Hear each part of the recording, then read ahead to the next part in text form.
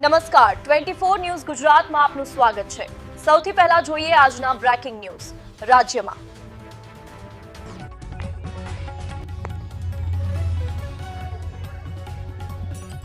વાવના મંત્રી સ્વરૂપજી ઠાકોર વિરુદ્ધ મુકેશ ઠાકોરની તીવ્ર ટીકા, રાજકીય વાતાવરણ ગરમાયું। વાવના ધારાસભ્ય અને ગુજરાત સરકારના મંત્રી સ્વરૂપજી ઠાકોરને લઈને સ્થાનિક રાજકારણમાં ગરમાવો સર્જાયો છે। ઠાકોર સમાજના આગેવાન અને અલ્પેશ ઠાકોરના ખાસ સહયોગી મુકેશ ઠાકોરે સોશિયલ મીડિયા પર સ્પષ્ટ પોસ્ટ કરીને મંત્રીના વર્તન અને કાર્યપદ્ધતિ પર તીવ્ર આક્ષેપ કર્યા છે। મુકેશ ઠાકોરે પોતાના પોસ્ટમાં જણાવ્યું કે એવો વ્યક્તિ જે પોતાના ગામમાં સરપંચ પણ ન બની શકે તેને એમએલએ બનાવવું મતદારો માટે પ્રશ્ન ઉભો કરે છે। તેઓ મંત્રી સ્વરૂપજી ઠાકોર પર હવા અને અભિમાનમાં ફરવાનો આક્ષેપ કરી રહ્યા છે અને જણાવ્યું છે કે મંત્રી પોતાના કાર્યકર્તા અને મતદારોના ફોન ઉઠાવતા નથી।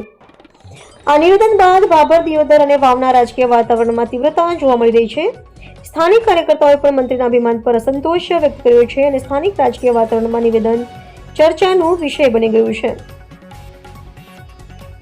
રાજકીય વિશ્લેષકો માને છે કે મુકેશ ઠાકોરના આ નિવેદનથી મંત્રી સ્વરૂપજી ઠાકોરની લોકપ્રિયતામાં અસર પડી શકે છે અને આગામી દિવસોમાં વાવ થરાદના રાજકારણમાં નવી દિશા બની શકે છે।